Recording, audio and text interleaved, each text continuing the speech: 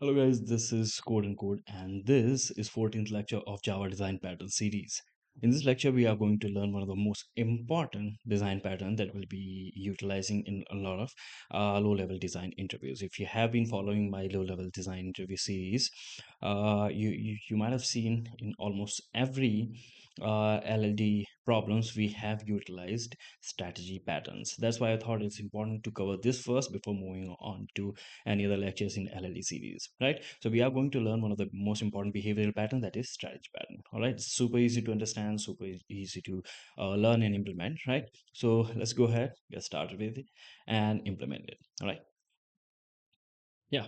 So let's start with the definition. So the strategy pattern is a behavioral design pattern, of course, unless you define family of algorithms like super related algorithm that put each of them in separate class. So we are following separation of concerns and make their object interchangeable. That means at runtime you can decide which algorithm to run. Now you might think, I mean, what are the situation we'll be utilizing this? I'll give you an example.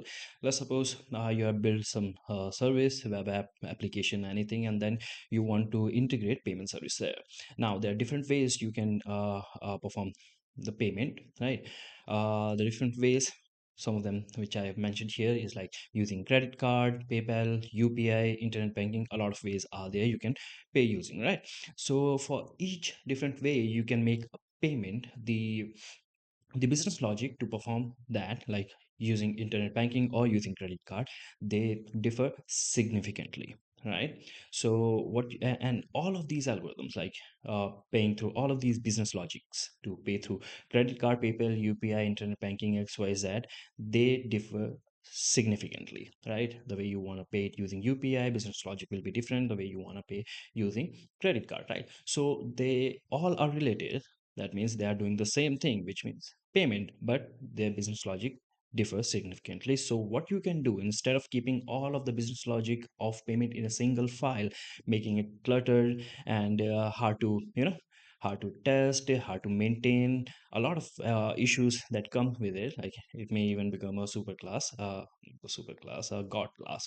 And instead of doing that, we should follow a proper method to handle such scenarios where we want to do a same thing, but the business logic, you have different ways to do the same thing. That's what we mean, different algorithms. So what you can do, you can utilize the strategy pattern here, right? So what are the properties of the strategy pattern? A lot, like my bad, I had it.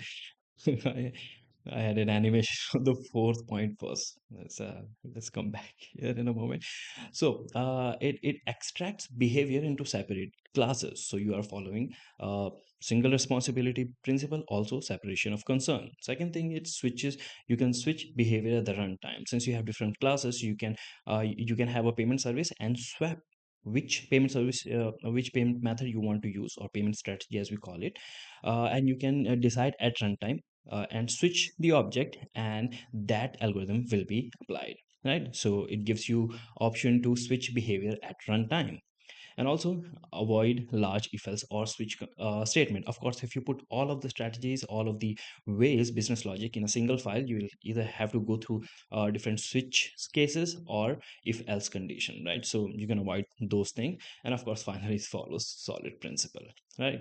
So that are the properties of strategy pattern. It's going to be a small lecture because it's very easy to understand, right? Now anti pattern, like if you see these kind of things in a class, in your code, that means it's not good. So those are your anti-pattern. So anti-pattern, you see, you want to make a payment, you'll pass the method that I want to do using credit card, PayPal, or UPI, and then you want to provide the amount, right?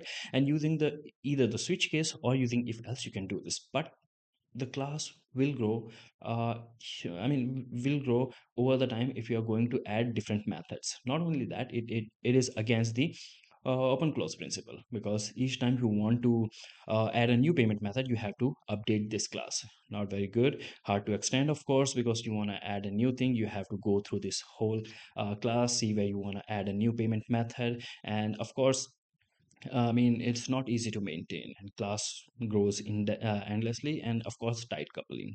Right, now, the better way Okay, and is that you have payment strategy. You can, what you can do, you can define a payment strategy interface, and then you can define multiple implementation of it, which will be your different ways to do the payment.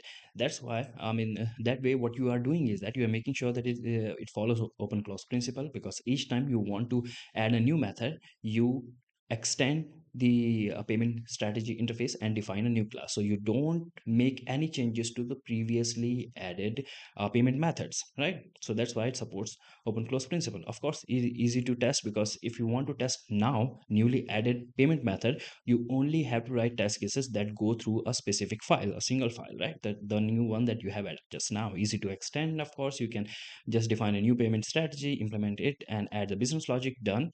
And of course, loose coupling, because all of them are separate. And now if you want to switch, wherever you have the client which uses payment strategy, it doesn't depend on any of these. It can depend on interface, and then at runtime you can use any object of the implementation of payment strategy, right? So loose coupling, you can swap whichever object you want at runtime.